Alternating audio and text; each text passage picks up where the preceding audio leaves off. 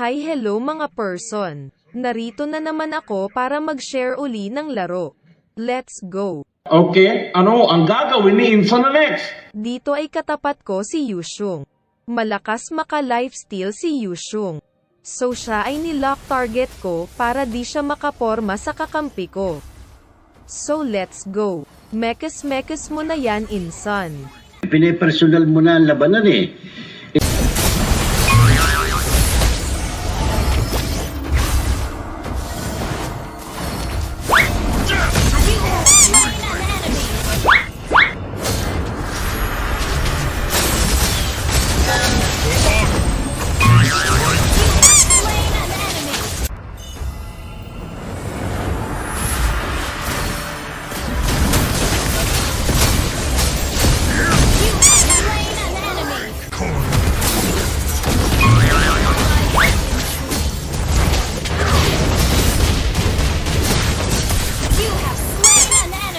Galit na galit.